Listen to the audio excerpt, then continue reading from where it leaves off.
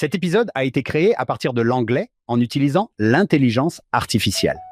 Au programme de cet épisode de Follow Him. Une voiture avec des jeunes hommes a commencé à nous suivre et ils nous ont suivis tout au long de la traversée de la rivière Willamette jusqu'à ce petit endroit. Nous avions tellement peur qu'il était hors de question de les ramener chez nous. Nous nous sommes donc garés sur le seul parking d'église du coin, celui de l'église de Jésus-Christ des Saints des derniers jours, car c'était notre refuge, je suppose, et nous pensions qu'ils nous laisseraient tranquilles. Mais ils nous ont suivis jusque sur ce parking. C'était à quelques miles de chez nous. Ils ont baissé la vitre, sont sortis et nous ont invités à sortir avec eux. Et nous étions tellement excités. Nous venions tout juste d'avoir 16 ans. Ces garçons que nous ne connaissions pas faisaient la tournée des rues. Il était minuit et ils nous avaient invités à sortir avec eux. Bonjour mes amis, bienvenue dans ce nouvel épisode de Follow Him. Je m'appelle Hank Smith, je suis votre animateur. Je suis ici avec John, by the way. John, je lisais le tout dernier chapitre du livre d'Esther. On y trouvait des mots comme pouvoir, puissance, proclamation de grandeur. Je veux dire, il est grand parmi son peuple, accepté parmi la multitude de ses frères, prônant la paix. John, en lisant le passage sur Mardoché, l'oncle d'Esther, je me suis dit que c'était exactement ainsi que je décrirais John, by the way. Ce n'est pas ainsi que je le décrirai, ni personne qui me connaît, à part toi. John, tu dois accepter ces compliments que je te fais, car ils sont tout justes. C'est tout à fait l'oncle Mordecai. On va donc t'appeler oncle John. Oh, j'aime bien oncle John. Je suis bien un oncle. Nous avons le privilège d'accueillir aujourd'hui notre amie, le docteur Barbara Morgan Gardner. Barb, bienvenue à nouveau sur Follow Him. Tu nous as manqué. Je vous adore, les gars. Merci de m'accueillir dans l'émission. Ça me fait plaisir d'être avec vous. J'ai l'occasion d'apprendre à vos côtés et de passer du temps avec vous. Tu es formidable. J'aurais aimé que tout le monde puisse être là pendant la dernière, 1 heure, pendant laquelle on n'a pas enregistré. On a simplement bavardé, échangé des anecdotes. C'est un plaisir de te revoir. Merci, mon ami. John, quand tu penses au livre d'Esther, qu'est-ce qui te vient à l'esprit? Presque tout le monde, quand on fait une recherche sur Google ou ailleurs, dit « Ce livre ne mentionne pas Dieu ». Je pense simplement que c'est forcément délibéré, car Dieu est omniprésent dans l'histoire. J'adore observer cette partie d'échecs en 3D qui se déroule dans l'histoire d'Esther. C'est ce que j'aime par-dessus tout dans ce livre. C'est le Seigneur qui déplace les pièces. La phrase qui me vient à l'esprit est celle de Mardoché. Comment sais-tu que tu n'es pas parvenu au royaume précisément pour ce moment-là qui est à l'œuvre? C'est le Seigneur qui met ses pièces en place. Barbe, qu'allons-nous faire aujourd'hui? Qu'est-ce qui te réjouit particulièrement? Être avec vous et nous plonger dans les Écritures, découvrir ce que l'Esprit va nous enseigner, mais aussi ce qu'il nous a déjà enseigné. Comme le dit John, trouver le Seigneur et le laisser nous guider, tout comme il guidait Esther. Vous avez mentionné dès le début que Dieu n'était pas mentionné dans ce livre. Je trouve fascinant, d'emblée, de voir le nom d'Esther. En hébreu, Esther signifie « caché » ou « dissimulé ». Je voudrais parler d'Esther en tant que prototype du Christ et de ce que nous pouvons apprendre sur le Christ à travers cette femme extraordinaire. Je suis impatiente d'aborder le sujet de la prêtrise patriarcale et de la différence entre patriarcal et patriarcat, ainsi que la façon dont nous confondons le patriarcat avec le concept patriarcal et comment l'un est si sacré tandis que l'autre est si mortel et source de confusion. J'ai hâte de parler du leadership et du timing. Il y a tant de sujets. L'identité. Ce livre regorge de principes et de vérités incroyables de l'Évangile de Jésus-Christ. Il est rempli de relations. Il nous guide vers le Seigneur et nous aide à surmonter nos faiblesses et nos peurs. Et j'adore ça. John, je suis déjà impatient d'apprendre aux côtés de Barbe. On apprend toujours beaucoup quand Barbe est là et c'est amusant de réunir une merveilleuse enseignante et un merveilleux livre pour voir ce que ça donne. Bon, John, ça fait un moment qu'on n'a pas reçu Barbe dans l'émission.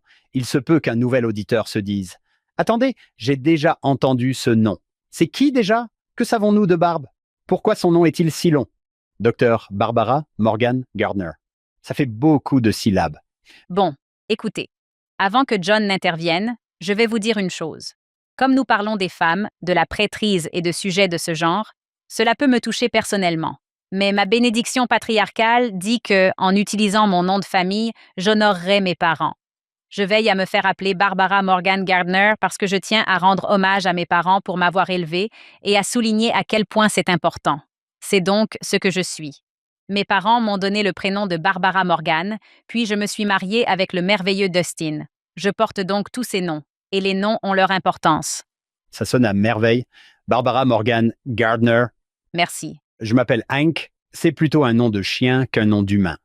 Hank est un joli prénom. C'est un joli prénom. Mon prénom signifie étrange. Pour info, Barb. Que barbaridade.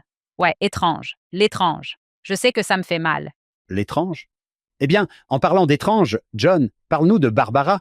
Barbara adore enseigner l'éducation religieuse à l'université BYU. Elle enseigne doctrine et alliance, la famille éternelle et les enseignements des prophètes vivants, et ses recherches portent principalement sur les femmes dans le leadership religieux, l'éducation internationale et la pédagogie religieuse. Elle est l'auteur du livre que j'ai juste ici, The Priesthood, Power of Women. Hank, j'ai remarqué que son premier chapitre s'intitule For Such a Time as This, une expression tirée directement du livre d'Esther. Elle a effectué un post-doctorat à Harvard. Elle a occupé le poste de directrice d'institut à Boston et a notamment été aumônière à Harvard et au MIT. Oh là là! Elle est née et a grandi à Salem, dans l'Oregon.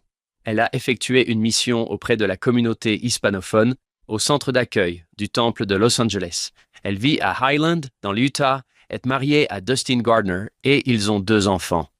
J'aimerais vous poser quelques questions sur cette nouvelle association à but non lucratif que vous avez créée, Women of Covenant Leadership. Parlez-nous-en car je pense que beaucoup de nos auditeurs seront intéressés. Women of Covenant Leadership. Depuis des années, les prophètes nous le demandent, et il y en a un en particulier, Joseph F. Smith, qui a été cité par tant de personnes, qui dit aux femmes de l'Église « Nous avons besoin que vous guidiez le monde, en particulier les femmes du monde, et non que vous soyez guidées par le monde. » Nous avons entendu cela tant de fois. Nous avons reçu tant d'appels du président Nelson et du président Oaks demandant aux femmes de l'Église d'être des leaders. Ma philosophie personnelle est que toute femme et tout homme qui concluent et respectent leurs alliances sacrées sont des leaders. De par ce qu'ils sont des leaders. Notre espoir est de pouvoir inspirer les femmes qui sont déjà si fortes dans l'Évangile de Jésus-Christ et de les aider à prendre conscience de leur rôle important au sein de leur foyer, dans leur quartier, à l'école et dans le monde. Qu'elles s'expriment et s'affirment, qu'elles connaissent les principes de l'Évangile de Jésus-Christ afin qu'elles aient confiance en elles. Puis qu'elles fassent vraiment la différence. Qu'elles fassent la différence partout où le Seigneur les appelle à être, que ce soit, encore une fois, au sein de leur foyer ou de leur communauté, de quelque manière que ce soit. Nous avons créé cette association à but non lucratif. Nous avons cherché à contribuer concrètement à l'enseignement des doctrines et principes fondamentaux de l'Évangile de Jésus-Christ. Nous organisons des rassemblements. Nous emmenons les gens faire de merveilleux voyages sur les traces de l'histoire de l'Église. À chaque occasion, nous essayons de faire tout notre possible pour donner aux femmes justes les moyens de changer le monde comme cela a été prophétisé, afin de préparer le monde pour la seconde venue, de rassembler Israël et d'établir Sion.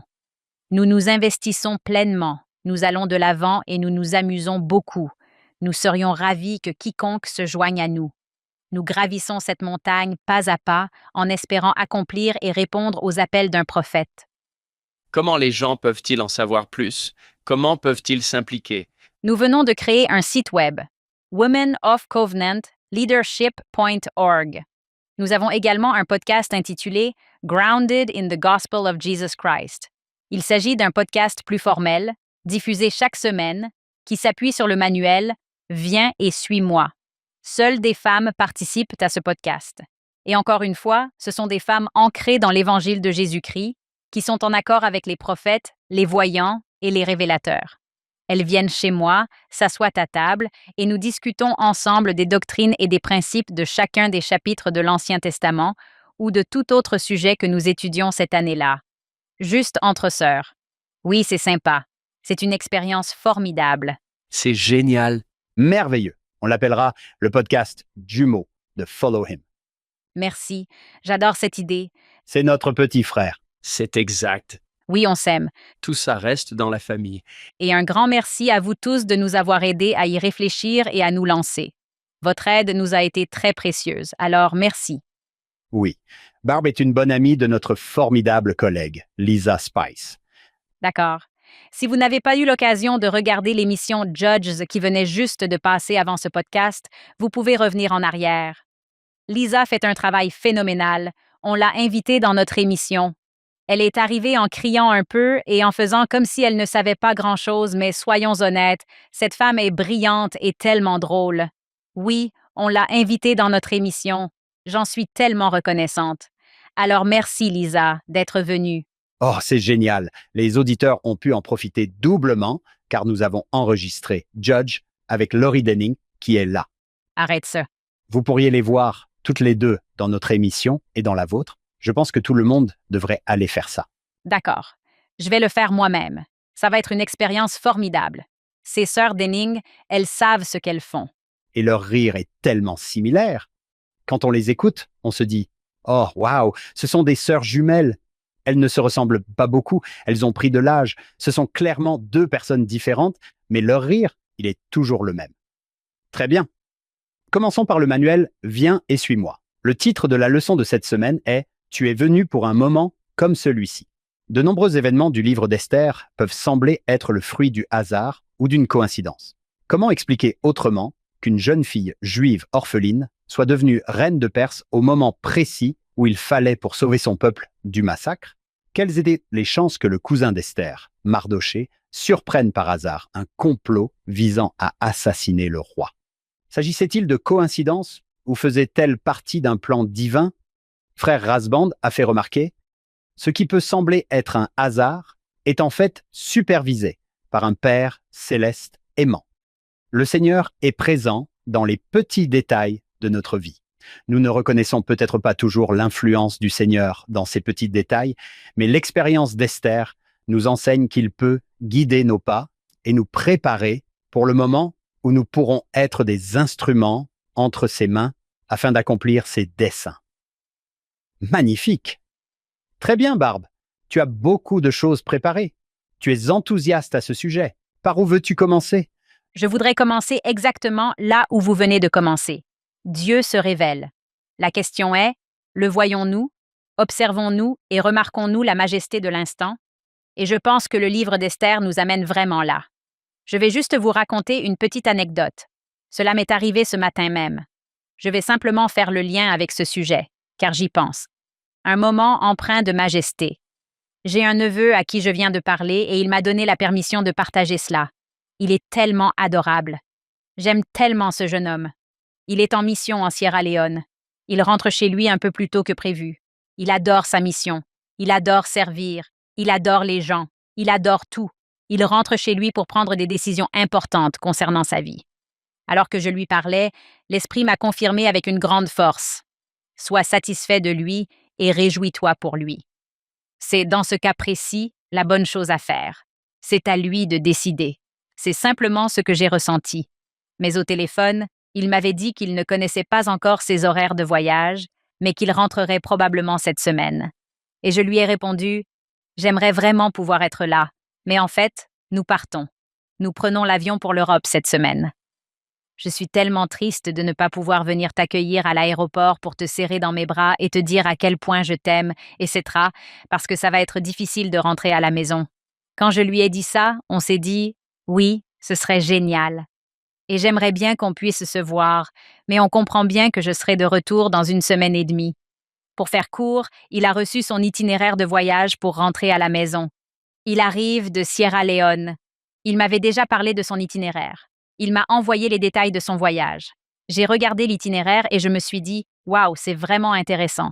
Tu fais escale à Amsterdam. » J'ai regardé mes propres horaires de vol et j'ai vu que nous faisions également escale à Amsterdam. Puis j'ai regardé l'heure à laquelle il atterrissait à Amsterdam. Si tu imagines tous les vols au départ, dans le monde entier, sur toutes ces différentes compagnies aériennes, j'ai regardé l'heure de son arrivée. Il sera à Amsterdam à 6h45 du matin, avec une escale de 3 heures. Je n'avais même pas prêté attention à mes propres plans de vol jusqu'à ce moment-là. J'ai consulté mes plans de vol juste pour voir. Nous atterrissons à Amsterdam à 6h50 pour une escale de 2h30 à quelques portes d'embarquement de lui. Sincèrement, quelles sont les chances que ce jeune homme que j'aime tant et avec qui j'aimerais tant pouvoir être à l'aéroport se trouve là? C'est le Seigneur qui nous a mis tous les deux dans cette situation. Je veux dire, j'en étais arrivé au point où je me disais, peut-être que je devrais simplement annuler mon voyage. Je pars en Europe pour m'adresser à un groupe de jeunes femmes. Peut-être que je devrais simplement annuler ce voyage, car être là pour mon neveu quand il rentrera de sa mission est extrêmement important pour moi. Je veux qu'il se sente aimé et entouré, et qu'il sache que nous le soutenons tous. Mais au lieu de cela, le Seigneur a tout arrangé. Et au lieu que j'annule ce voyage que je sentais ne pas devoir annuler, il a fait en sorte que mon mari, moi-même et mon merveilleux neveu soyons tous à l'aéroport d'Amsterdam pendant 2 heures. Et comme je le lui ai dit, écoute, il y a de fortes chances que nos vols soient modifiés, qu'il se passe quelque chose et que nous ne puissions pas atterrir en même temps ou autre chose. Je ne sais pas. On risque de se manquer. Mais ce qui est très clair, c'est que le Seigneur connaît ce neveu. Il connaît son cœur. Il se soucie de lui. Il le connaît par son nom. Et ça compte. Je partage simplement cela avec l'histoire d'Esther, car comme tu l'as mentionné, on ne peut pas inventer ce genre de choses. Dieu se fait connaître. Dieu n'a pas signé ses plans de voyage, et il n'a pas signé mes plans de voyage non plus. Comme si je disais, cher Père Céleste, ça ne figurait pas là-dessus. Tu n'en as pas besoin. Tu as la signature. Dieu s'est révélé. Il y a eu tant d'expériences de ce genre dans ma vie, et j'espère que nous reconnaissons que Dieu est dans les moindres détails, comme on nous l'a dit. Il se révèle simplement si nous sommes capables de le voir. C'est une belle histoire. Frère Bednar, avril 2005. Vous la connaissez tous les deux. Certains pourraient considérer ces expériences comme de simples coïncidences agréables, mais je témoigne que les tendres miséricordes du Seigneur sont réelles. Elles ne se produisent pas au hasard ni par simple coïncidence. C'est souvent le moment choisi par le Seigneur pour manifester ces tendres miséricordes qui nous aident à les discerner et à les reconnaître. Merci, Barbe. Je pense justement au président Hawkes et à son merveilleux discours. Si vous ne l'avez pas lu récemment, son discours de dévotion à la BIU sur le moment choisi est excellent. Et pour ceux, en particulier ceux qui sont célibataires ou qui s'interrogent sur le moment choisi par le Seigneur, j'adore ce passage car j'étais célibataire lorsque je l'ai écouté et je suis restée pendant plusieurs années. Il partage une expérience où sa femme était également célibataire. Il parle du moment choisi. Il souligne l'importance de comprendre que lorsque nous avons foi au Seigneur, comme le dit frère Maxwell, nous avons foi dans le timing du Seigneur. Nous devons veiller à ne pas juger les autres selon notre propre calendrier, ni nous évaluer nous-mêmes selon celui-ci. Mais si nous plaçons notre confiance dans le Seigneur, le président Hawkes dit ceci. Il affirme que le premier principe de l'Évangile est la foi au Seigneur Jésus-Christ. La foi, c'est la confiance en la volonté de Dieu, la confiance en sa manière d'agir et la confiance en son calendrier. Nous ne devons pas essayer d'imposer notre calendrier au sien. Et j'ajouterais que nous ne devons pas essayer d'imposer notre calendrier aux autres. Les gens peuvent se demander pourquoi cela arrive à ce moment-là. Pourquoi Esther se trouvait-elle dans cette situation à ce moment-là? Pourquoi Mardoché se trouvait-il dans cette situation à ce moment-là? Pourquoi Vashti? Pourquoi le roi Assuérus? Pourquoi toutes ces choses arrivent-elles? Je ne sais pas, mais ce que je sais, c'est que le Seigneur se révèle à travers son calendrier. Avoir foi dans le Seigneur, c'est avoir foi en son calendrier, et nous le voyons très clairement ici. J'espère que tous ceux qui écoutent reconnaissent que Dieu est présent dans les détails de leur vie et qu'il y a un moment pour tout. Faites confiance à son calendrier. Apprenez à connaître le Sauveur afin de pouvoir avoir confiance en son calendrier. Il est beaucoup plus facile de faire confiance au calendrier de Dieu lorsque l'on peut faire confiance au Sauveur. Apprenez à connaître le Sauveur. Apprenez à lui faire confiance. Puis déposez votre propre calendrier sur l'autel afin qu'il puisse prendre le relais. Il peut vous accompagner dans votre cheminement. Magnifique. Frère Lund les appelait des signatures divines, des tendres miséricordes, des signatures divines. Et je parie que beaucoup d'auditeurs sont en train d'acquiescer et de repenser à un moment où ils l'ont vu eux aussi.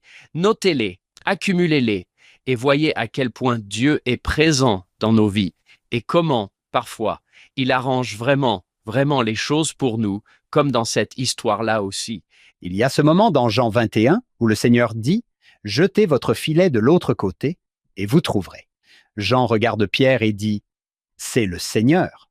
C'est une bénédiction personnalisée. Seuls 4 d'entre eux pouvaient la reconnaître. Les autres auraient dit « Waouh, quel miracle !» Mais eux auraient dit « Non, non, non, c'est une bénédiction personnalisée. C'était juste pour moi, juste pour nous. » Et puis, tu avais raison, Jean, il se jette à l'eau. Je dois aller le rejoindre. Je dirais que Barbe nous aide à mieux connaître le Seigneur.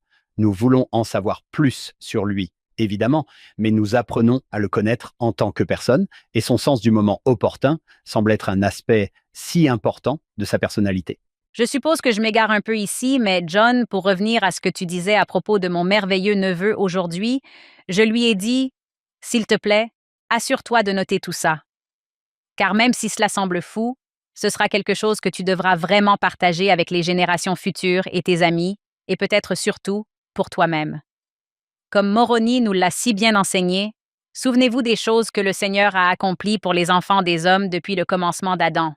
Nous l'avons vu avec Moïse. Il demande au peuple, même dans le livre du Deutéronome, de se souvenir de ces choses. Avec Josué, nous avons disposé des pierres pendant la traversée. Placez-les là afin que, lorsque vos enfants vous poseront des questions, vous puissiez leur raconter. De nos jours, nous disposons de tant de moyens pour consigner ces choses. Trouvez un moyen de les consigner afin que vous-même et les autres puissiez vous rappeler constamment et régulièrement la main du Seigneur.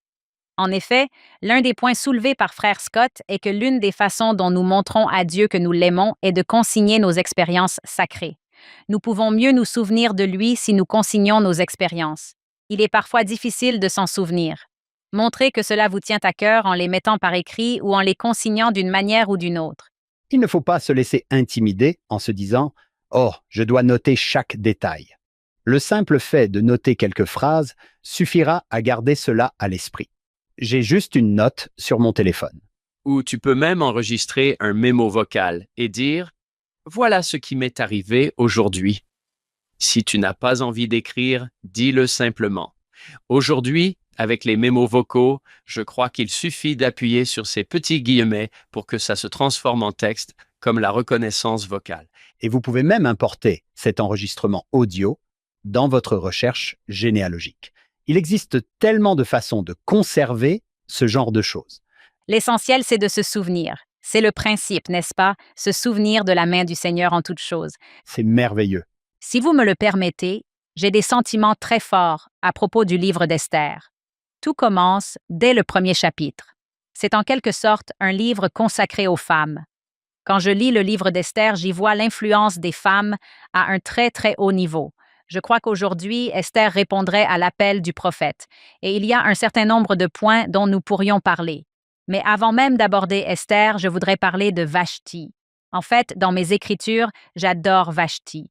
Mais je dirais que c'est une femme qui n'était pas disposée à accepter d'être maltraitée et rabaissée. Et c'est ce que j'aime chez elle. Tout commence avec ce roi Assuérus. Nous voyons qu'il organise un festin incroyable. C'est au chapitre 1, verset 3. Il organise ce festin pour tous ses princes. Il veut montrer à tous ces gens ses richesses, comme le dit le verset 4, ainsi que la gloire de son royaume et l'honneur de son excellente majesté. Il organise ce gigantesque festin. Il invite toutes ces personnes, des personnalités de très haut rang, et il veut vraiment leur montrer à quel point il est extraordinaire. Au verset 6, on lit « Les tentures bleues étaient fixées par des cordons ». On voit donc là un signe de véritable royauté. Il en fait ici une démonstration très solennelle. On leur servait à boire dans des coupes d'or. Je veux dire, ils buvaient dans des coupes d'or et c'était du vin royal. Je veux dire, il met vraiment le paquet pour cette rencontre avec ces hommes. Et la façon dont il buvait était conforme à la loi. Il est dit « Nul n'y contraignait », car le roi avait ordonné à tous les officiers de sa maison de faire selon le bon plaisir de chacun. Tandis que le roi organise son grand festin avec tous ses hommes, nous voyons au verset 9 que Vashti, la reine, organise elle aussi un festin royal. Elle est là avec toutes ses amies. Elles sont toutes présentes. Elles partagent ce dîner ensemble. Elles apprécient la compagnie les unes des autres, j'imagine. Au milieu du dîner que Vashti partage avec ses amis, elle va être appelée par son mari, le roi, qui est, comme le dit le verset 10, enivré par le vin. Il va envoyer ses serviteurs vers Vashti et ses convives pour lui ordonner de venir à lui. Il est dit au verset 11 qu'on amène Vashti, la reine, devant le roi, avec la couronne royale, afin de montrer au peuple et au prince sa beauté, car elle était d'une grande beauté. Pourquoi la fait-il venir? Non pas pour s'asseoir à ses côtés, ni pour lui tenir la main, ni pour la louer et apprécier sa présence réconfortante et leur relation. Il la fait venir pour s'en vanter. Il l'amène pour se mettre en valeur, tout comme il s'est mis en valeur, semble-t-il, avec toutes ces autres choses. Il met en valeur le vin, il met en valeur les raisins, il met en valeur la nourriture, il met tout en valeur. Il est très clair que c'est ce qu'il fait au début. Et au verset 12, on lit « Mais la reine Vashti refusa de venir sur l'ordre du roi. Le roi fut donc très irrité par ses eunuques et sa colère s'enflamma en lui. » Si on se place du point de vue de Vashti, je l'admire beaucoup ici. C'est un exemple, je dirais, du patriarcat et de la raison pour laquelle il est très différent de l'ordre patriarcal. Je vais donc revenir en arrière. Nous voyons Adam et Ève, surtout depuis que nous avons commencé ensemble l'Ancien Testament cette année, et je pense que c'est particulièrement visible dans la Perle de Grand Prix. Nous voyons un couple qui travaille ensemble afin de respecter les lois de Dieu et de tenir les engagements qu'ils ont pris l'un envers l'autre. Dans le livre de Moïse, il y a de nombreux passages où l'on apprend des choses sur Adam et Ève, et le mot « il » est utilisé notamment au chapitre 5 de Moïse. Adam et sa femme invoquèrent le nom du Seigneur et ils entendirent la voix du Seigneur. Verset 5. Et il leur donna des commandements, leur enjoignant d'adorer le Seigneur, leur Dieu, et d'offrir les premiers-nés de leurs troupeaux en sacrifice. Si l'on remonte tout au début, avec Adam et Ève, on voit un couple qui œuvre ensemble pour accomplir la justice, pour ramener l'un l'autre et leur famille en présence du Seigneur et pour devenir comme lui. Puis, après Adam et Ève, on passe peut-être à Sarah et Abraham. J'aime beaucoup Sarah et Abraham. C'est l'ordre patriarcal. Nous comprenons donc qu'Adam et Ève sont entrés, comme le président Benson nous l'a si bien enseigné, et comme le président Nelson nous l'a si bien enseigné plus récemment, dans l'ordre patriarcal de la prêtrise. En tant que couple, on ne peut pas entrer dans l'ordre patriarcal de la prêtrise l'un sans l'autre. Adam et Ève sont entrés ensemble dans cet ordre, ce qui leur a permis de travailler ensemble et de servir ensemble. Je trouve toujours cela fascinant, en particulier dans l'histoire où Abraham demande à Sarah de dire qu'ils ne sont pas mariés, mais qu'ils sont cousins. Abraham demande à Sarah. Il ne lui donne pas d'ordre. C'est cela, l'ordre patriarcal. Ils œuvrent ensemble pour une cause juste et bonne. Et Abraham respecte Sarah en lui demandant, et non en lui imposant. Mais ensuite, on arrive à l'époque de Moïse et on poursuit la lecture de l'Ancien Testament. Que se passe-t-il avec Moïse? Nous connaissons l'histoire. Nous venons tous de la lire récemment. Moïse monte sur cette montagne, puis il en redescend. Et si vous lisez attentivement la traduction de Joseph Smith dans le livre de l'Exode, vous verrez. Que perd Moïse? Ou bien que perd le peuple à cause de cela? Il perd l'alliance nouvelle et éternelle. Il perd l'ordre le plus élevé de la prêtrise de Melchisédek, qui est l'ordre patriarcal. En quoi tout cela est-il pertinent pour nous amener à Esther? Parce que lorsque l'ordre patriarcal de la prêtrise est perdu, on perd le respect de la famille, car on ne peut plus accéder à cet ordre. Lorsque l'on perd le respect de la famille, les femmes sont rabaissées. Lorsque les femmes sont rabaissées, les hommes le sont aussi. Cela nuit à toute la culture et les enfants ne peuvent alors pas accéder à leurs privilèges. Cela se transforme en patriarcat. C'est ce que nous ne voulons pas. L'ordre patriarcal, c'est un mari et une femme. Le président Benson dit qu'il s'agit d'un ordre familial où un mari et une femme travaillent ensemble en tant que partenaires égaux. L'ordre patriarcal est un ordre familial. L'ordre patriarcal concerne les alliances du temple. Il concerne le mariage éternel. Il concerne le partenariat entre les hommes et les femmes et les relations ordonnées par Dieu. Voilà ce qu'est l'ordre patriarcal. L'ordre patriarcal met l'accent sur les alliances. Il met l'accent sur le fait que les femmes et les hommes sont unis dans un même joug. Il met l'accent sur le fait d'être enracinés dans le temple et dans les principes et les ordonnances de l'Évangile de Jésus-Christ. L'ordre patriarcal met l'accent sur le fait d'être orienté vers le service, sur les alliances et sur la consécration. Il met l'accent sur le caractère éternel des femmes et sur le fait que la vie éternelle n'est possible que si les femmes et les hommes travaillent ensemble dans cette relation synergique. Il met l'accent sur la responsabilité sacrée. Mais le patriarcat, c'est important, car si Satan veut utiliser un mot pour vraiment faire du mal aux gens, il va détruire ce qu'il y a de plus sacré. Je sais que nous le savons. L'ordre patriarcal fait partie des sujets les plus sacrés de l'Évangile de Jésus-Christ. Que va-t-il faire? Il va semer la confusion dans l'esprit des gens et transformer le patriarcal en patriarcat. Qu'est-ce que le patriarcat? Le patriarcat, c'est le contrôle. Le patriarcat, c'est la domination des hommes sur les femmes. Le patriarcat est ancré dans les systèmes sociaux plutôt que dans l'Évangile de Jésus-Christ. Il est axé sur le pouvoir. Il s'agit d'une domination plutôt que d'une collaboration. Il rabaisse la vie des femmes et met l'accent sur la hiérarchie et l'orgueil. L'Évangile de Jésus-Christ et l'Église de Jésus-Christ des Saints des derniers jours ne reposent pas sur le patriarcat. Pour être très clair, ils sont patriarcaux. Moïse a perdu cet ordre à son époque. On voit très clairement que nous ne sommes pas très loin de cette période et on voit comment les femmes sont traitées aujourd'hui. On demande à Vashti de danser devant un groupe d'hommes. Elle ne le souhaite pas. Je ne crois pas qu'Abraham aurait jamais demandé à Sarah de faire cela. Je ne crois pas qu'Isaac aurait jamais demandé à Rebecca de faire cela. Je ne crois pas que Hank et John, je ne crois pas que vous feriez cela. Vous êtes des hommes justes, bons et solides. Mon mari ne me demanderait pas de faire cela. Les hommes qui comprennent Dieu et son ordre ne rabaisseront pas leurs épouses.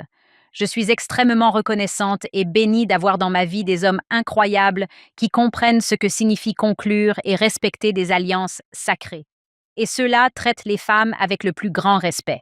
J'ai surtout connu le respect, la gentillesse, la douceur et l'amour sincère de la part des hommes de ma vie qui ont conclu et respecté des alliances sacrées. Cela fait partie du respect de l'alliance. C'est important pour moi. Nous n'avons pas encore vu cela chez le roi Assuérus. Mais pour être très clair, je pense que nous allons le voir. L'influence d'Esther va changer la façon dont le roi agit. J'aime le roi. Je n'ai absolument pas envie de le jeter sous le bus. Je pense qu'il fait partie de la société de son époque. Il est entouré d'hommes qui l'aident à résister aux tentations et à la pression de ses pairs, qui l'incitent à traiter une femme d'une manière qui n'est pas acceptable. Mais grâce à l'influence d'Esther et à son aide tout au long des prochains chapitres de ce livre, nous allons voir un roi qui traite Esther très différemment de ce qu'il faisait au début du livre. J'adore ça. L'objectivation des femmes est manifestement un fléau. Aujourd'hui, elle est omniprésente. Avant, elle se limitait à l'autre bout de la ville ou à un autre endroit. Maintenant, elle est à portée de main. Vashti est l'une de celles qui refusent d'être traitées comme des objets. Je me souviens d'une fois où j'étais dans un pieu. C'était le même pieu que celui du président Monson. Je me souviens d'une femme à qui l'on avait demandé de monter à l'estrade pour rendre son témoignage. C'était une femme bien plus âgée. Elle marchait, mais avait du mal à se déplacer. Elle avançait lentement vers l'estrade lors d'une conférence de pieux. Et qui s'est levé pour aider cette femme à monter les marches? Le président Monson, qui avait lui aussi plus de 80 ans, souffrait de diabète et avait du mal à se tenir debout. Mais qu'est-ce que cela signifie? Ce sont les personnes qui ressemblent le plus au Christ qui tendent la main aux femmes. Je repense à un moment où Frère Scott prenait la parole lors d'une réunion à laquelle j'assistais et où j'étais la seule femme présente. Je me souviens que Frère Scott a dit « Nous sommes tellement reconnaissants envers vous tous, merveilleux frères qui êtes ici, et merci, chère sœur. » Et il a simplement souligné ma présence, et j'ai apprécié de ne pas être considéré comme un homme de plus. C'était tellement gentil de sa part. C'est là que je vois mes frères, je vois mon mari, je vous vois tous les deux. Je vois d'autres hommes merveilleux dans cette Église. J'apprécie les hommes qui font vraiment des efforts, mais je tiens à le dire très clairement ici même. Ce n'est pas acceptable. La manière dont cette femme a été traitée n'est pas acceptable. Cela va changer. Mais je compatis avec Vashti. J'adore cette distinction, le patriarcat par opposition à l'ordre patriarcal. J'adore ce que vous avez fait là. Oh, j'espère que tout le monde se dit « Ah, d'accord. Je comprends pourquoi c'est une différence si importante. » Ça commence par un mot qui sonne pareil, mais c'est une différence tellement importante. Je voulais lire un passage du manuel d'études de l'Ancien Testament. Les invités avaient été autorisés à boire le vin du roi en quantité illimitée, contrairement à la loi qui stipulait qu'on ne boit que lorsque le roi boit. Je pense que c'est ce que signifie cette histoire de loi. Ils buvaient tout simplement comme des fous. Le manuel d'études précise. Après 7 jours de beuverie intense, les invités étaient probablement bien ivres. Elle, Vashti, a peut-être estimé qu'il était indigne de la dignité d'une reine de défiler devant une telle foule, simplement pour exhiber sa beauté. Notre ami Camille Francolson a également déclaré que la reine Vashti n'était pas simplement une épouse trophée. Elle a fait preuve de cran. Lorsque le roi l'a convoquée, pour qu'elle exhibe sa beauté devant ses invités ivres, elle a catégoriquement refusé. Je crois qu'il y a une raison pour laquelle le chapitre 1 figure ici. Je pense qu'il est important que nous comprenions ce qui se passe ici avec Vashti, car Esther va se retrouver dans cette situation. C'est un domaine très difficile pour les femmes, d'autant plus que nous voyons cela et que nous voyons également de qui ce roi s'entoure. C'est très révélateur. Nous avons ce roi, comme nous le voyons au verset 15. Il dit « Que ferons-nous à la reine Vashti, selon la loi ? Car elle n'a pas obéi à l'ordre du roi Assuérus transmis par les eunuques. » Et Memucan répondit devant le roi et les princes. La reine Vashti n'a pas seulement fait du tort au roi, mais aussi à tous les princes et à tout le peuple qui se trouve dans les provinces du roi Assuérus, car cet acte de la reine se répandra parmi toutes les femmes, de sorte qu'elles mépriseront leur mari à leurs yeux quand cela sera rapporté. Le roi Assuérus ordonna que la reine Vashti fût amenée devant lui, mais elle ne vint pas. De quoi s'inquiète-t-il? Ils craignent que d'autres femmes ne désobéissent également à leur mari. Ils craignent que d'autres ne suivent pas leur exemple et les problèmes que cela pourrait entraîner, et c'est triste. Ils s'inquiètent encore une fois pour eux-mêmes. C'est une question d'orgueil. Ils se disent « Eh bien, si nous ne faisons pas cela, alors d'autres femmes vont également penser que ce n'est pas acceptable. » Au verset 22, si nous poursuivons sur ce sujet, passons au verset 20. Lorsque le décret du roi qu'il promulguera sera publié dans tout son empire, car celui-ci est vaste, toutes les épouses rendront honneur à leur mari, qu'il soit grand ou petit. En d'autres termes, toutes les femmes devraient se prosterner devant leur mari. Encore une fois, ce n'est pas là l'ordre patriarcal. Ce n'est pas la proclamation sur la famille. Ce n'est pas ce que nos prophètes et apôtres actuels nous enseignent aujourd'hui. Puis, la suite, et cette parole plutôt roi. Eh bien sûr, il veut que tout le monde s'incline devant lui. Il se soucie beaucoup de l'argent. Il se soucie de sa fierté. Il se soucie de son image. C'est un problème propre à l'homme naturel. Oui, il s'entoure de personnes qui vont lui donner exactement ce qu'il veut, ce qui est un tout autre problème lié au leadership. Puis, au verset 22, « Car il envoya des lettres à toutes les provinces du roi, à chaque province selon son écriture, et à chaque peuple selon sa langue, afin que chaque homme exerce l'autorité dans sa propre maison, et que cela fût publié selon la langue de chaque peuple. » Je reconnais ce mot, autorité. Nous l'avons également vu dans le livre de la Genèse avec Adam et Ève. J'aime beaucoup ce que dit le président Hinckley au sujet de l'autorité. Il dit « Mon interprétation de cette phrase, en parlant très spécifiquement de l'autorité, est que le mari a la responsabilité de subvenir aux besoins de sa famille, de la protéger, de la fortifier et de la défendre. Il ne s'agit pas de dominer. Le mari, comme le dit la Déclaration sur la famille, exerce une autorité d'un autre ordre. Il s'agit d'une responsabilité. Il a la responsabilité de protéger sa femme, de subvenir aux besoins de sa famille, de fortifier et de protéger les autres. C'est ce que font les hommes justes. C'est ce que j'ai constaté chez les hommes pendant la majeure partie de ma vie. Il y a eu quelques exceptions. Lorsque je constate ces exceptions, je pense à la section 121 de Doctrine et Alliance. Je vais lire ce passage afin que cela ne vienne pas de moi, mais du Seigneur à Joseph.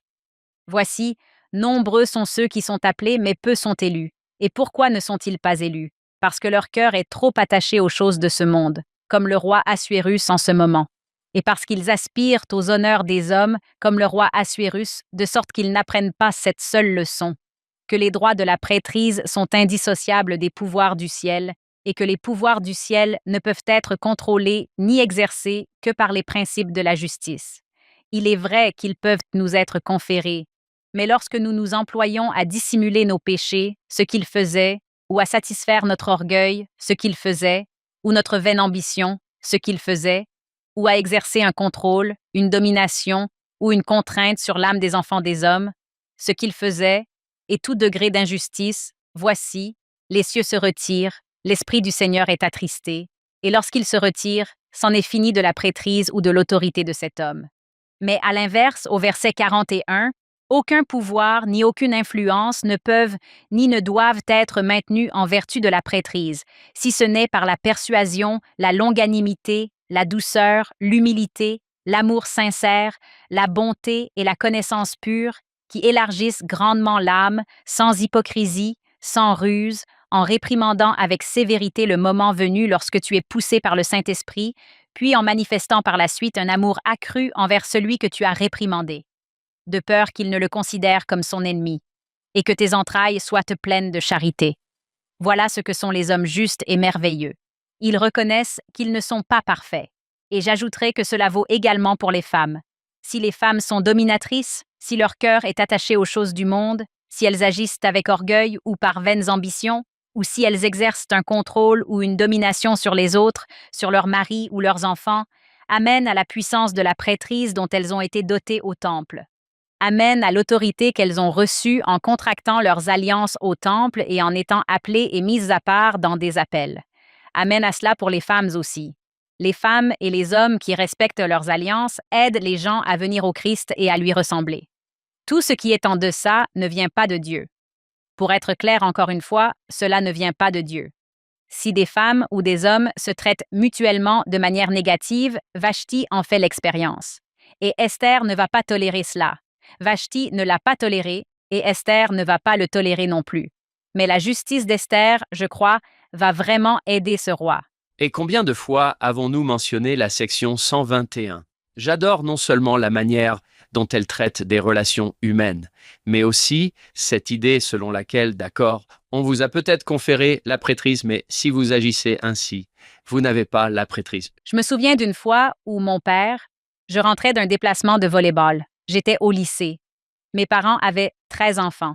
Je suis rentrée à la maison. Ma mère avait oublié de venir me chercher, ce à quoi franchement j'étais habituée. Je me disais, on m'a oublié à l'église. Je rentrais tout le temps à pied de partout, encore une fois, et j'étais la 12e. Et qui se souvient du 12e enfant? Personne, évidemment. Ils m'ont même perdue à Disneyland. J'ai passé toute une journée au bureau des objets trouvés de Disneyland quand j'avais 6 ans. Certes, ma mère n'était pas là, mais j'étais en quelque sorte habituée à me perdre. Et je me souviens être rentrée à pied après avoir quitté le lycée. Il y avait quelques miles à parcourir pour rentrer à la maison. Je suis entrée, ma mère faisait la vaisselle. Je me souviens m'être approchée d'elle et de lui avoir dit tout ce que j'avais sur le cœur. J'étais méchante, j'étais cruelle. Je ne respectais pas mes engagements. Je n'arrivais tout simplement pas à accepter le fait d'avoir été abandonnée une nouvelle fois par cette femme méchante. C'était tellement stupide quand j'y repense. Elle faisait la vaisselle. Je me souviens qu'elle se tenait là, à me regarder, et qu'il y avait une telle douleur dans son regard. Puis mon père a tourné au coin du couloir et je pensais qu'il était au travail, car je n'aurais jamais fait ça à ma mère si mon père avait été à la maison, pour être tout à fait franc. Il s'est approché de moi et m'a pointé du doigt. Et il a juste dit une phrase très courte. « C'est ma femme. » Et je me suis enfuie. Je peux sincèrement dire que j'avais entièrement confiance en mon père. Mon père était le genre de personne que l'on décrit ici comme quelqu'un qui comprend l'ordre patriarcal et sait bien traiter les gens. Je me suis enfuie parce que je savais que je l'avais blessé et que j'avais blessé ma mère. Je ne m'enfuyais pas parce que j'avais peur. Je m'enfuyais à cause de l'amour que je leur portais. Et je n'arrivais pas à croire que j'avais fait ça. Peu après, comme le dit Doctrine et Alliance 121, il est descendu, a frappé à la porte, s'est assis à côté de moi sur le lit et m'a simplement dit « Barb, je suis déçu. Je t'aime et j'aime ta mère. Je ne veux pas vous voir vous faire du mal l'une à l'autre. Ta mère n'a rien fait pour mériter cela, mais elle t'a consacré toute sa vie. Je t'en prie, ne te fais pas de mal et ne fais pas de mal à notre famille en agissant de la sorte. » Et je savais que mon père ferait cela. Je savais qu'il était ce genre de personne, car c'est un homme d'alliance. Je tiens à le préciser. Je reconnais que chacun a sa propre façon de voir les choses et que nous sommes tous confrontés à des difficultés différentes. La colère, en particulier, peut parfois être très réelle, et c'est l'une des choses avec lesquelles le roi semble lui aussi être aux prises ici. Mais essayons de nous soutenir et de nous édifier mutuellement. J'apprécie que mon père ne se soit pas mis en colère contre moi, qu'il n'ait pas crié ni rien de ce genre. Il a simplement assumé ses responsabilités. Puis, à la toute fin, reprenez avec fermeté quand le Saint-Esprit vous y conduit. Mais ensuite, passez à autre chose. Assurez-vous qu'ils comprennent que vous les aimez toujours, qu'il n'y a pas de haine derrière vos paroles et qu'il n'y a pas de fossé qui va ruiner votre relation, car nous tenons les uns aux autres. Et c'est cela, la prêtrise. Le but de la prêtrise est de sauver des âmes, c'est de sauver des familles. Nous dépassons nos propres limites, nous nous remettons entre les mains du Seigneur et nous agissons de la manière la plus chrétienne possible. Encore une fois, nous ne sommes pas parfaits. Nous essayons tous de gravir nos propres montagnes, grâce après grâce, comme le dit la section 93 en suivant Jésus-Christ. Revenons à Vashti et à l'idée que le roi écoute ses amis et se dise « Bon, à cause de mes amis, je vais traiter Vashti d'une certaine manière. » C'est tout simplement triste qu'il n'ait pas de caractère. Je me demande s'il s'en est voulu.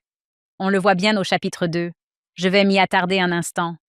Il est dit « Après ces événements, lorsque la colère du roi Assuérus se fut apaisée, il se souvint de Vashti. Il n'est donc plus en colère.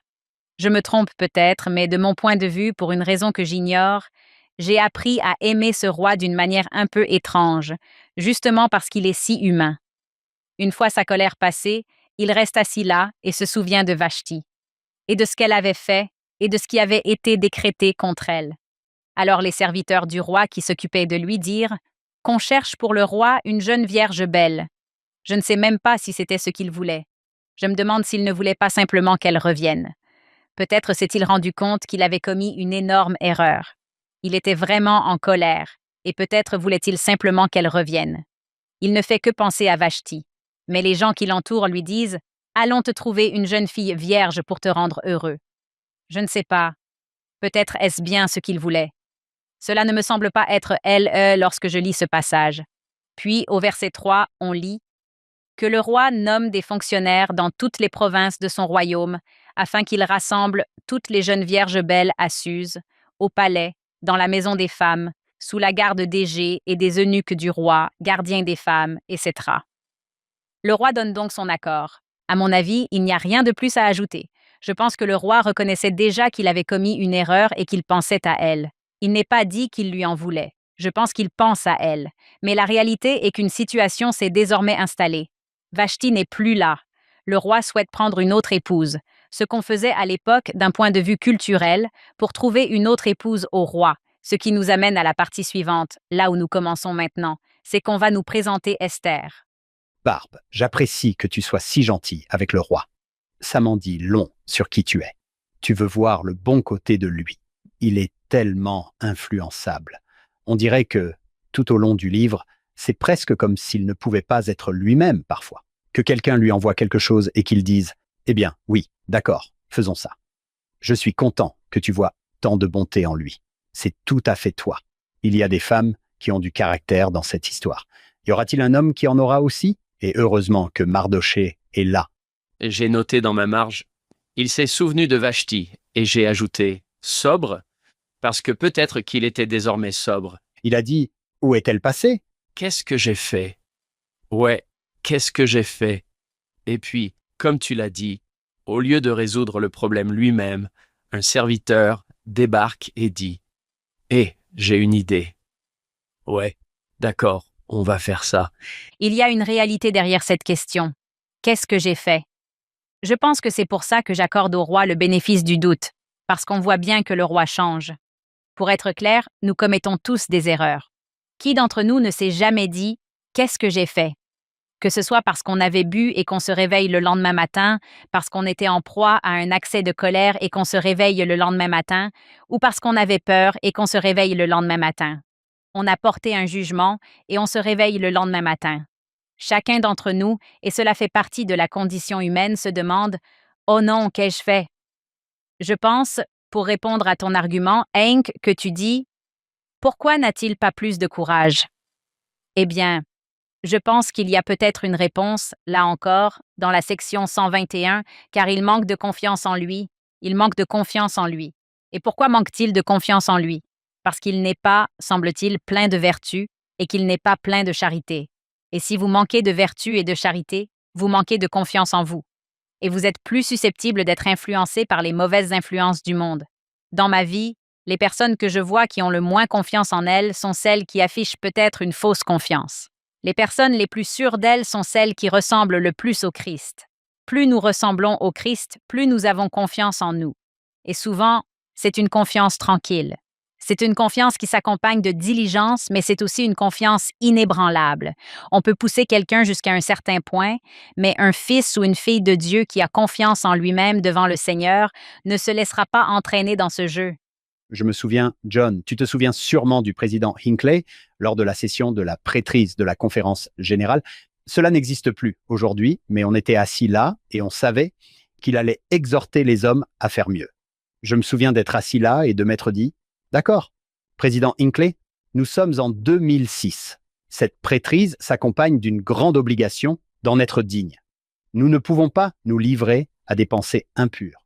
Nous ne devons pas consommer de pornographie. Nous ne devons jamais nous rendre coupables d'abus d'aucune sorte. Nous devons nous élever au-dessus de ces choses. Levez-vous, ô hommes de Dieu, et laissez ces choses derrière vous. Et le Seigneur sera votre guide et votre soutien. » Au fil des ans, j'ai entendu des étudiants me demander « Pourquoi les prophètes sont-ils si durs avec les hommes?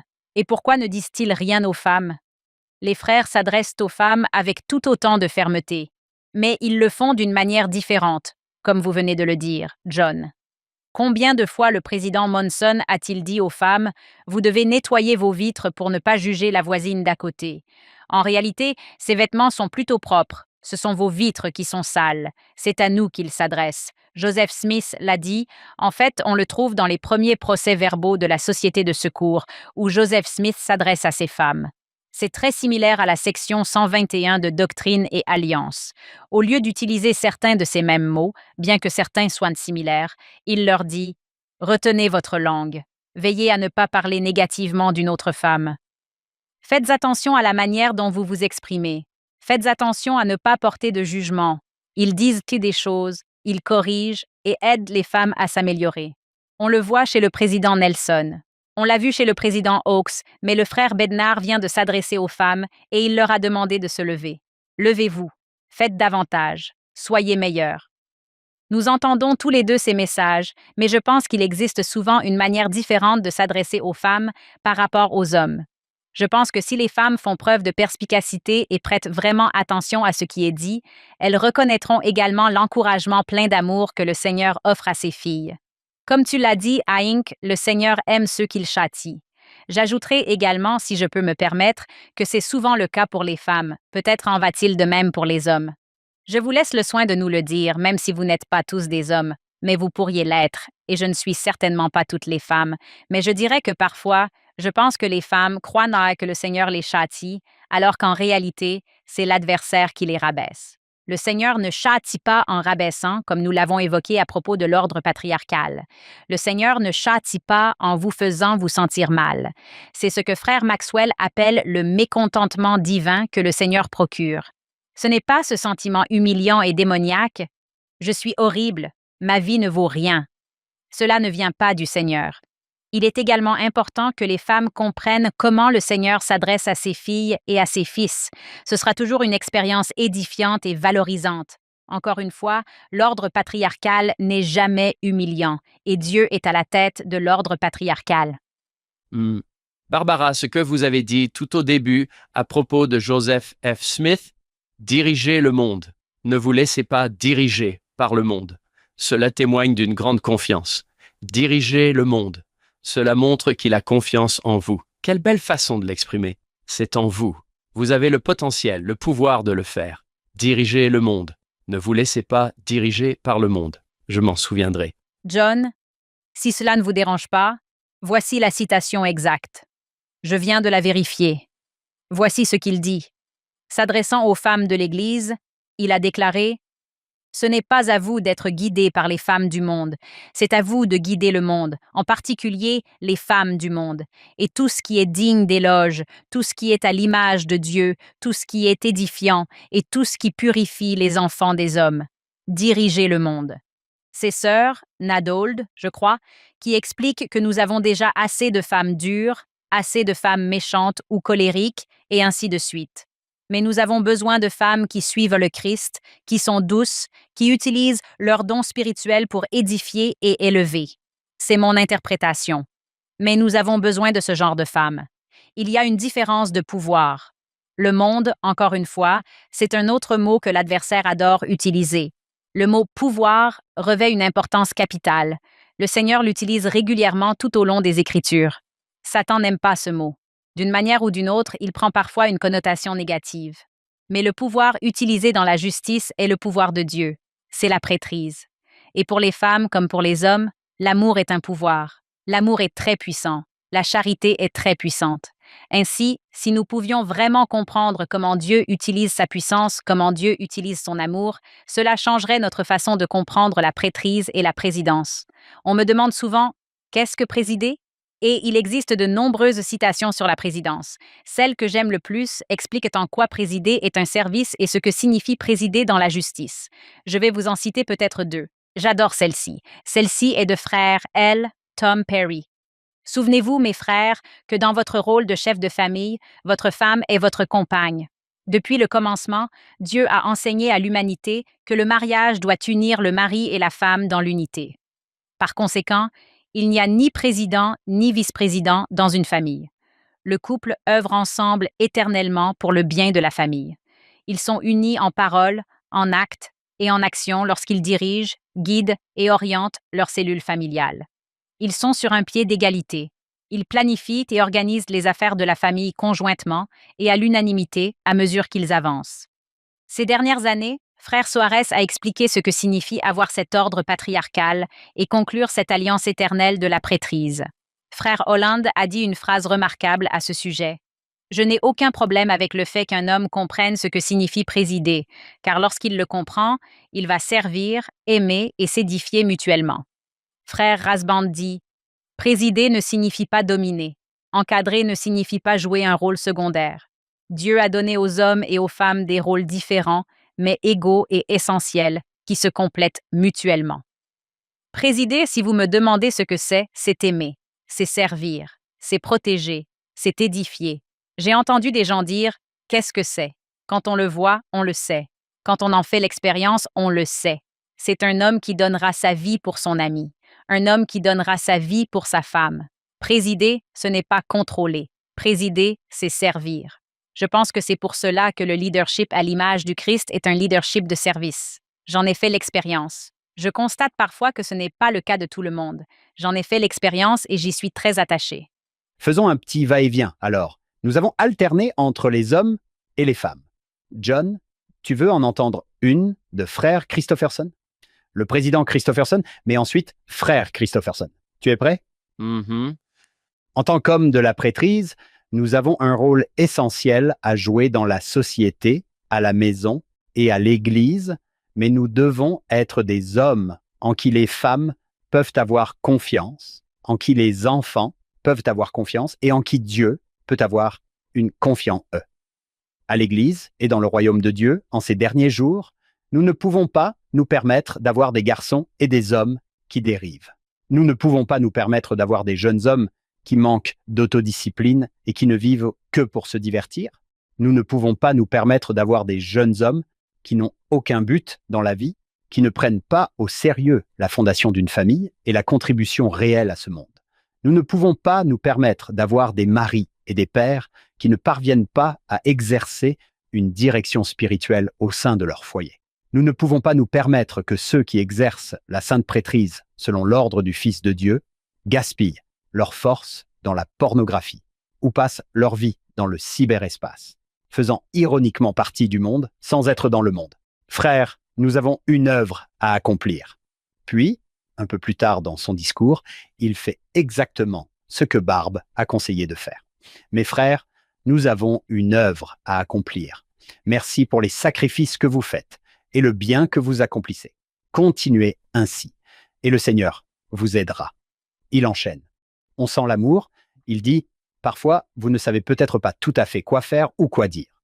Allez de l'avant, commencez à agir, et le Seigneur vous assure qu'une porte efficace s'ouvrira pour vous.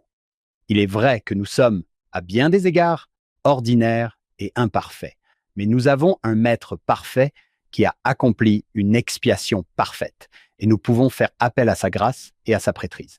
Si nous nous repentons et purifions notre âme, il nous est promis que nous serons instruits et dotés du pouvoir d'en haut. C'est exactement ce qu'a dit Barbe. Oh, écoutez ça. L'Église, le monde et les femmes réclament des hommes qui développent leurs capacités et leurs talents, qui sont prêts à travailler et à faire des sacrifices qui aideront les autres à atteindre le bonheur et le salut. Ils crient « Levez-vous, ô hommes de Dieu! Dieu, aide-nous à le faire ». J'adore ça, Barbe. On a droit à des discours d'encouragement des deux côtés de l'hémicycle. Nous avons tous tellement de travail à faire. C'est pourquoi je partage cette histoire. Dustin, mon mari et moi, nous sommes mariés à l'âge de 40 ans. On a tendance à s'enfermer dans ses habitudes. Je me souviens qu'après notre mariage, je partais comme d'habitude pour vaquer à mes occupations. Aller à la bibliothèque, faire les courses, sortir dîner, peu importe, appeler mes amis. Et je me souviens qu'un jour, peu de temps après notre mariage, Dustin m'a appelé vers 22h30. Il m'a dit « Barb, ça va ?» Je lui ai répondu « Eh bien oui, c'est ce que je fais d'habitude. Je reste toujours dehors tard et je rentre quand j'en ai envie. » Et il a réagi avec beaucoup de gentillesse en disant simplement « D'accord, je voulais juste prendre de tes nouvelles. » Pour moi, c'était tout à fait normal. Pour lui, ça ne l'était pas. Ça a continué comme ça pendant un certain temps. Et un jour, ça a commencé à l'agacer un peu. Et je lui ai dit « Dustin, je suis une personne à part entière. » Je ne le faisais pas exprès. C'était juste une question de personnalité, entre lui et moi. Je n'avais tout simplement pas l'habitude de devoir donner de mes nouvelles. Pourquoi aurais-je dû le faire? Exactement. Le lendemain matin, il m'a simplement dit « Je suis vraiment désolé. » Et j'ai répondu « Eh bien, pourquoi es-tu désolé? » Il a dit « Je veux juste m'assurer que tu te sens aimé. » Qu'est-ce que ça m'apporte en tant qu'épouse? Ça me donne envie d'être une meilleure épouse. Oh! C'est vraiment quelqu'un de bien. Mais est-il parfait? Non, mais c'est juste un type bien qui essaie de faire ce qu'il faut. C'est un homme. Il prend ses responsabilités. Ça m'amène à me dire, en tant que femme, que je dois moi aussi prendre mes responsabilités, parce que je dois m'assurer que la paix règne dans notre foyer. Je dois être la lionne à cette porte, pour lui et pour mes enfants. Oui, un homme protège, mais une femme aussi. Et je veux être à cette porte. Je veux m'assurer que rien de mauvais n'entre. Et je veux m'assurer que les téléphones portables sont éteints ou la télévision, peu importe ce que c'est. C'est ça, la synergie. L'ordre patriarcal de la prêtrise, c'est de l'énergie. Il vit et se construit. Je veux être une meilleure épouse parce qu'il est un meilleur mari. Je veux être une meilleure maman parce qu'il est un papa incroyable. Espérons que nous le faisons parce que nous aimons le Seigneur. Mais quand on travaille et qu'on construit ensemble, et c'est là toute la beauté du sacerdoce, quand tout le monde œuvre pour sauver des âmes, il naît naturellement de l'amour et du respect quand on voit une autre personne se sacrifier pour des causes justes. Pour moi, c'est important dans le livre d'Esther au chapitre 2.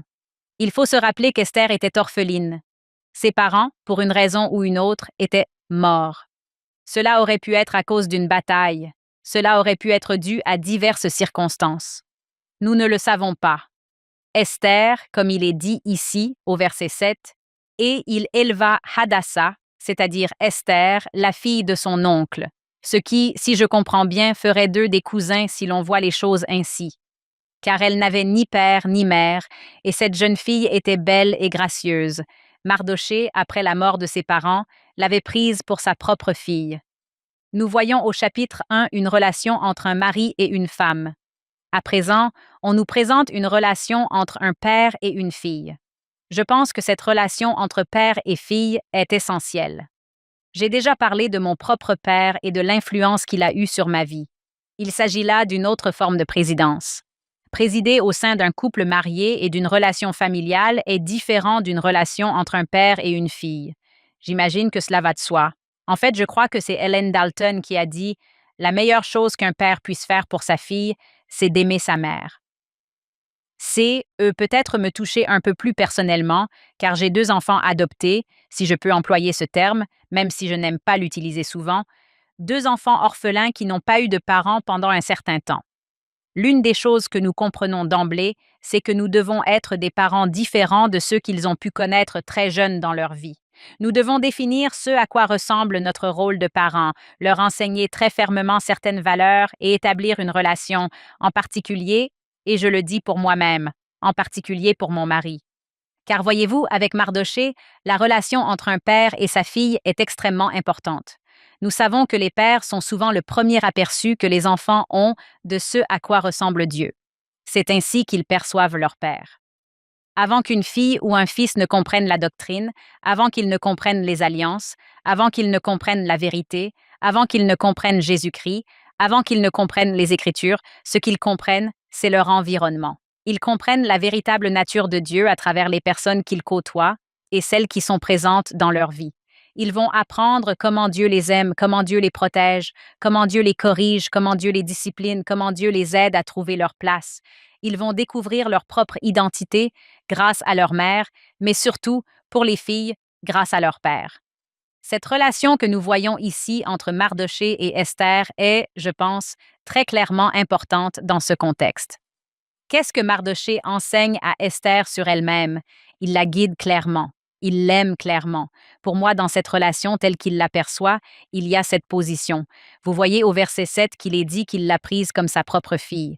Pour un homme de cette époque, prendre une femme ainsi, c'est toucher le fond. C'est une orpheline en exil, sans parents, ce qui signifie qu'elle n'a pas d'argent, elle n'a pas de droit d'aînesse, elle n'a pas de but dans la vie. J'étais à une conférence en novembre de l'année dernière en Jordanie. L'un des objectifs de cette conférence était de réunir les principaux dirigeants des pays de la région pour en discuter. Et les filles orphelines ne sont pas adoptées. Elles ne sont pas autorisées à être adoptées car cela pose un problème de droit d'aînesse. C'est l'une des raisons. Il y a donc énormément d'orphelins. Ils ne sont pas autorisés à être adoptés par leur propre peuple dans leur pays. Je me suis rendue à cette conférence sans savoir que c'était le cas. La conférence portait sur la famille et on m'a posé des questions sur l'adoption de mes propres filles. Cela a suscité une vive controverse et des inquiétudes parmi les participants. Comment avez-vous pu adopter ces filles et les priver de leur droit d'aînesse? L'une des choses que j'ai très clairement comprises à ce moment-là, grâce à une inspiration spirituelle, c'est que, grâce à l'Évangile de Jésus-Christ, nous comprenons qu'elles ont en réalité reçu leur droit d'aînesse parce qu'elles ont été adoptées et scellées comme si elles étaient nées dans l'Alliance. C'est, je crois, l'opportunité que Mordecai nous offre ici. Non pas qu'elle soit nécessairement née dans l'Alliance, mais il lui offre un refuge. Il lui offre une vie qu'elle n'aurait pas pu avoir autrement. Telle est la responsabilité de ce père. Peu importe ce qui s'est passé lorsqu'elle était orpheline, nous avons un père très aimant qui a su venir en aide à une jeune fille qui, littéralement, à cette époque et en ce lieu, n'avait aucun espoir aux yeux du monde. C'est ce qu'il fait. À mes yeux, ce Mardochée est un homme très altruiste dans ce qu'il lui offre ici. Il la met en position de saisir la possibilité de devenir reine. Je n'ai pas toutes les réponses, mais il semble qu'il tire parti de ce moment. Il reconnaît les possibilités qui pourraient se présenter. J'ai l'impression qu'il suit probablement l'esprit. Et pour un moment comme celui-ci, il a devant lui cette belle jeune fille qui se trouve dans une position dont il pense sincèrement qu'elle pourrait être très utile au peuple juif, à sa famille et surtout, je pense, à Esther.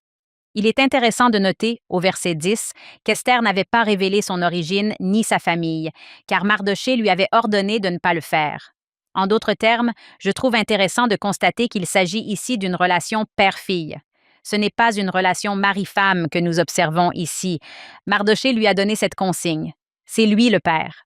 À ce stade, il aide, il encadre, il guide, il dirige sa fille en essayant de l'aider à se positionner au mieux.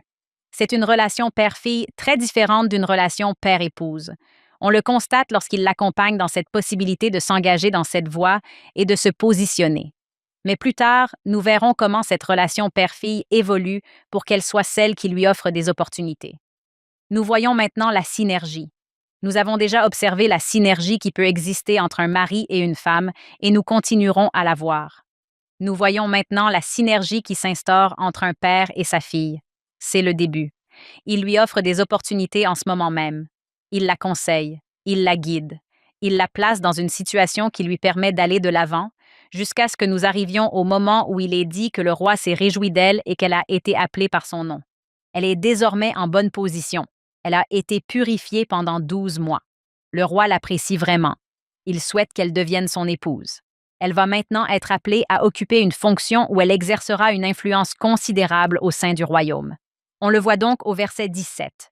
Le roi aimait Esther plus que toutes les autres femmes, et elle obtint à ses yeux une grâce et une faveur plus grandes que celles de toutes les vierges, si bien qu'il posa la couronne royale sur sa tête et fit d'elle la reine à la place de Vashti. Il y a toujours une partie de moi qui se dit « Oh, encore cette pauvre Vashti. On devrait faire revenir Vashti, non? Ramenez Vashti. Dites simplement que vous êtes désolé. C'est juste que ça reste un peu frustrant. Mais je dois laisser cela de côté pour laisser la place à Esther. » Puis, au verset 18, on lit « Le roi organisa alors un grand festin pour tous les princes et ses serviteurs, le festin d'Esther, ce que je trouve intéressant. car il est appelé le festin d'Esther. Il fit parvenir un édit dans les provinces et distribua des cadeaux selon la générosité du roi. Lorsque les jeunes filles furent rassemblées pour la deuxième fois, Mardochée était assis à la porte. Maintenant, ce que nous ne voyons pas ici, et je ne dis pas que cela ne s'est pas produit car le texte ne le précise pas, mais je trouve cela intéressant. On ne voit pas de beuverie. On ne voit pas toute cette fierté qui régnait. On ne voit pas cette histoire qui s'est produite avec Vashti. Ce qu'on voit, c'est un roi, apparemment ce roi-là, qui organise son festin, ou qui semble l'avoir nommé d'après Esther. Il y avait envers Esther un niveau de respect qui n'existait pas envers Vashti. Je pense que le roi commence à changer. On voit maintenant toutes ces jeunes filles rassemblées pour la deuxième fois. Mardochée est désormais assis à la porte. On voit qu'Esther n'avait pas révélé sa famille ni son peuple, comme Mardochée le lui avait ordonné, car il lui avait dit de ne pas le faire, car Esther obéissait aux ordres de Mardochée comme lorsqu'elle avait été élevée auprès de lui. En d'autres termes, pour moi, c'est une jeune fille qui grandit et qui a appris à faire confiance à son père. Elle a un grand respect pour lui. Elle sait qu'il est un homme altruiste. Il essaie de l'aider. Elle obéit à ses conseils. C'est une question de confiance. Il ne la force pas. Elle peut prendre la décision par elle-même. C'est la reine. Mais elle a tellement de respect pour lui qu'elle comprend la sagesse de ses actes, qu'elle va respecter ses souhaits et qu'elle va s'y conformer. Je trouve que l'influence qu'il a eue sur elle est très forte. Si elle s'était déclarée juive avant cela, ses chances de devenir reine auraient probablement été bien moindres. Je pense donc qu'elle a fait preuve de sagesse en allant jusqu'au bout. Elle a suivi ses conseils et est devenue reine. Je pense qu'elle entre dans un monde qu'elle ne comprend probablement pas tout à fait, celui de la politique et des ennemis. Et Mardochée lui dit « Je vais t'aider à t'y retrouver dans cette situation très difficile dans laquelle tu vas te retrouver. » Je vais vous donner un conseil très simple, pragmatique, voire un peu provocateur. Mesdames, écoutez vos pères. Vos pères vous aiment, vos mères vous aiment. Écoutez-les et prenez conscience qu'il n'y a personne au monde qui vous aime plus que votre mère et votre père. Même si vous n'êtes pas du tout d'accord avec eux, prenez le temps de les écouter. Laissez vos pères vous donner des conseils. Si votre père dit quelque chose qui vous frustre, vous pouvez peut-être vous sentir frustré pendant un instant, mais allez dans votre chambre et réfléchissez-y un peu. Vous vous rendrez peut-être compte qu'il avait raison, même si vous ne voulez pas l'admettre. Je repense aux nombreuses fois où la sagesse d'un père a compté dans ma propre vie, et si nous sommes trop prompts à ne pas être d'accord ou à refuser d'être guidés, nous risquons de nous faire du tort, quelle que soit la situation. Qu'il s'agisse de choisir un conjoint, d'aller à l'université, de ce que l'on porte, de ce à quoi on consacre son temps ou de quoi que ce soit d'autre, écoutez les personnes qui vous aiment le plus, même si vous n'en avez pas envie. Dans ce cas précis, je pense que la sagesse d'un père envers sa fille est extrêmement importante. J'apprécie donc beaucoup que Mardochée la guide avec attention et l'accompagne dans son parcours. Et j'adore cette relation entre un père et sa fille. John, appelons cela notre moment jeunes adultes de ce podcast, que tout le monde note l'horodatage et l'envoie à son jeune adulte, à son adolescent ou à son enfant jeune adulte. Dites-lui, va à ce moment précis du podcast et écoute cette partie. Car les jeunes adultes célibataires et même les jeunes adultes mariés n'ont pas beaucoup de temps pour écouter l'émission. C'est pourquoi nous demandons à leurs parents de leur envoyer cet extrait. Je ne saurais vous dire combien de fois, dans le cadre de mon rôle d'aumônière, notamment à Harvard et au MIT, des jeunes adultes, en particulier des jeunes femmes, venaient me voir pour me faire part de ces décisions qu'ils avaient prises dans leur vie. Et parfois, c'était pour le moins intéressant, du genre « Tiens, intéressant ». Et je leur demandais « Qu'en pense ton père? Qu'en pense ta mère? » Souvent, elles hésitaient, du genre « Eh bien, mes parents ne sont pas d'accord et ils pensent ça, mais ils sont vieux. » Et elles continuaient comme ça, tandis que je faisais une petite pause. Alors, qu'en pense-t-il? Que penses-tu des conseils qu'ils te donnent? Souvent, je voyais bien qu'ils comprenaient la sagesse des paroles de leurs parents. Ils voulaient être libres, et je comprends tout à fait ça. Mais il y a une raison pour laquelle on a des parents. C'est comme ça, surtout pour les jeunes adultes. Écoute, tu n'es pas obligé de suivre leurs conseils, mais sois assez humble pour écouter les personnes qui t'aiment sur cette terre. Personne ne t'aime plus que tes parents. C'est tout simplement vrai. Je me souviens d'une conversation que j'ai eue avec l'une de mes étudiantes. Elle s'appelait Sydney Fry. Je lui ai demandé « Qu'en pensent tes parents ?» Eh bien, ils n'aiment pas ça, tu vois, et le fait d'en parler à ses parents lui a sauvé la vie. Ça a sauvé son avenir. Chaque fois que je la vois, elle en parle encore. Merci de m'avoir renvoyé vers mes parents. J'étais à 2 doigts, je crois, d'une trajectoire tragique. C'est formidable, John et Hank. Je m'adresse à vous en tant que pères également, du point de vue d'une fille. Vos filles vous aiment et vous admirent énormément. Je sais que vous en êtes conscient, même si parfois cela ne vous semble pas toujours être le cas pour tous les pères ici présents, mais je vous assure qu'il existe un lien et un certain niveau de respect. Elles voient Dieu à travers vous. Et la façon dont vous traitez vos filles est directement liée à la manière dont elles perçoivent leur Père céleste. J'en ai été témoin à de nombreuses reprises chez de nombreuses personnes. Quand elles me parlent de leur Père, cela reflète vraiment ce qu'elles ressentent à l'égard de Dieu. Je tiens également à rendre hommage à tous ces merveilleux papas. Et peut-être un petit mot de remerciement, mais aussi un conseil de sagesse dans vos relations avec elles. Vous est-il déjà arrivé que quelqu'un vienne vous voir et vous dise « Écoute, j'ai appris ça au séminaire. J'ai appris ça à l'église. Et c'est quelque chose que tu leur avais déjà dit. Et là, vous vous dites « Ouais, waouh, quoi, quelle idée originale. » Je suis donc reconnaissant envers ces autres personnes qui peuvent répéter certaines des choses que leurs parents leur ont dites. Il y a un excellent discours que le président Nelson a prononcé et il s'adressait aux femmes. Je crois que c'est dans le discours intitulé La responsabilité des femmes dans le rassemblement d'Israël ou quelque chose de ce genre. Et il parle d'une maman qui a confisqué le téléphone portable de son fils. Ça a été difficile pour elle de le faire à cause de la culture, de la société et de tout le reste, mais le fils est revenu plus tard et a remercié sa mère de l'avoir aidé. Et je repense à il y a une centaine d'années, quand j'étais enfant. Je me souviens que mon père, à plusieurs reprises, m'a demandé de lui montrer mon livre. Ça peut paraître drôle à dire, mais je lisais L'archipel du Goulag. C'était un livre sur les camps de concentration, et j'étais complètement captivée. J'étais en 4e. Et je me souviens que mon père m'a demandé, encore une fois, s'il pouvait voir mon livre. Je le lui ai donné, il l'a feuilleté un moment, puis il m'a simplement dit « Barbe, j'apprécie tout le temps et l'attention que tu consacres à la Seconde Guerre mondiale, aux nazis, aux camps et tout ça, mais ce livre te fait du mal. Il change ta personnalité. Tu t'es tellement plongé dedans que ça te rend déprimé. Je vais t'encourager à ne pas lire ces livres, et en fait, tu ne peux plus lire ce livre. » Et je me souviens qu'il me l'a pris, et je me souviens à quel point ça m'a énervée. Je me disais, je suis passionnée par ça. J'adore tout ça. Je vais sauver tous ces gens, n'est-ce pas? J'apprécie énormément qu'il ait été si perspicace, encore une fois, avec tous ces jeunes, qu'il ait suffisamment compris le besoin du numéro 12 pour lui retirer le livre. Je lui suis simplement reconnaissant de l'avoir fait. Je me souviens de nombreuses situations où, comme vous l'avez tous les deux dit, il a fait preuve de fermeté. Il n'avait pas peur d'être un père très aimant et gentil, certes, mais aussi très sage. Ma mère aussi, elle n'avait tout simplement aucune crainte quand il s'agissait d'élever les enfants, n'est-ce pas? C'est comme si... J'espère que les pères sont capables d'éteindre la télévision, de confisquer le téléphone, d'éteindre l'ordinateur ou de refuser une soirée pyjama. Quoi qu'il en soit, ce sont toutes des applications pratiques. Chaque papa, chaque maman va se faire guider par l'esprit qui leur apprendra de manière différente comment élever leurs propres enfants. Mais je ne peux pas vous dire combien de fois mon père me disait « ça ne me dit rien qui vaille ». Et ça m'énervait. J'étais tellement contrariée. Mais je suis tellement reconnaissante d'avoir eu un papa qui disait « ça ne me dit rien qui vaille, donc non ». C'est tout. Ça ne me dit rien qui vaille. Ça devait suffire. Pas de raison, pas d'explication. C'était juste papa. Et on lui faisait suffisamment confiance pour dire « d'accord ». Ce n'était pas toujours dit gentiment, mais ça suffisait. Je suis simplement reconnaissante qu'il n'ait pas eu besoin de trouver une excuse. Il n'avait pas à s'incliner devant qui que ce soit. C'était papa, et il nous protégeait, nous, ses enfants. Et j'en suis très, très reconnaissante.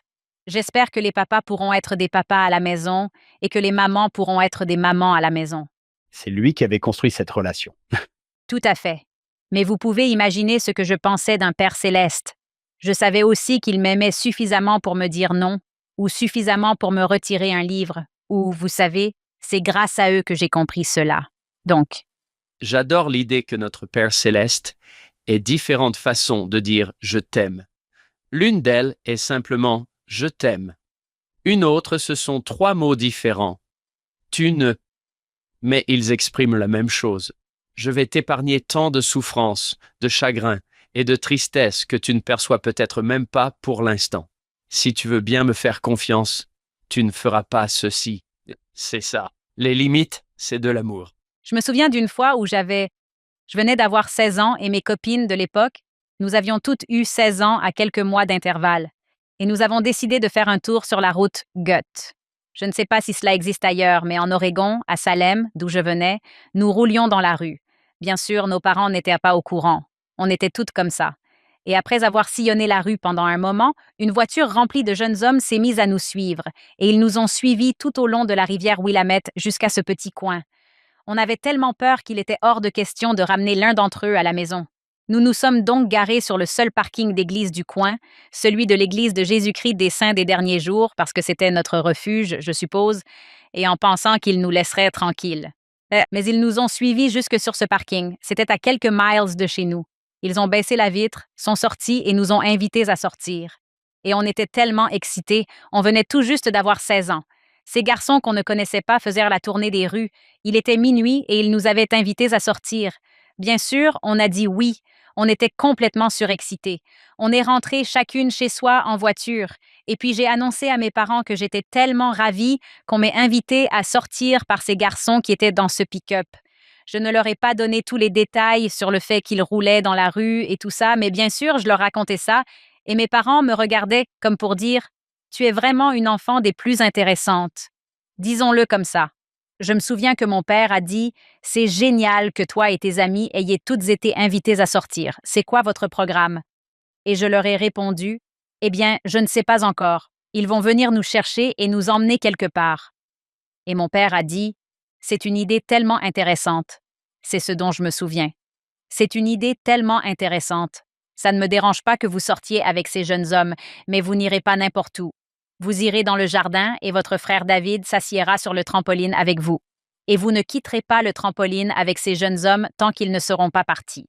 Et vous passerez un merveilleux moment. Vous serez tous les 6 avec votre frère David, assis sur le trampoline pour votre rendez-vous. Vous savez quoi? C'était horrible. Ces types ne valirent pas le coup qu'on leur consacre du temps et c'était une vraie farce. J'étais tellement gênée quand ils sont venus à la maison et sont revenus en passant par derrière ce trampoline. De toute évidence, leurs intentions n'étaient pas celles que j'avais imaginées à 16 ans, et je suis tellement reconnaissante à mon père de nous avoir protégés. Il s'est assuré que nous passions tous un super moment sur le trampoline avec mon frère aîné de 5 ans, qui venait de rentrer de sa mission et qui, tout comme moi, adorait ces garçons à la folie, et qui les a gentiment raccompagnés hors du quartier après quelques minutes passées ensemble sur ce trampoline. Il y a différentes façons de faire. Je suppose que l'essentiel ici, c'est simplement d'être un père. Ce n'est pas grave. Vous pouvez dire non. Vous pouvez laisser vos enfants jouer ensemble sur le trampoline et leur laisser une certaine liberté, mais en même temps, veiller à leur sécurité autant que possible. Si vos enfants veulent faire des sauts et que vous avez un pressentiment, alors vous savez quoi faire. Voici Marvin G. Ashton en 1985. Il y a de nombreuses années, j'ai entendu une histoire qui m'a marqué. Une adorable petite fille aveugle était dans les bras de son père dans un compartiment bondé d'un train. Un ami qui se trouvait à proximité a dit au père « Laissez-moi vous soulager un peu ». Il s'est alors penché, a pris la petite fille dans ses bras et l'a tenue contre lui. Quelques instants plus tard, le père lui a demandé « Sais-tu qui te tient dans ses bras ?»« Non », a répondu la petite fille. « Mais toi, tu le sais. » Elle était sereine parce qu'elle connaissait son père et lui faisait confiance. Amen. Exactement, exactement. Quelle belle histoire.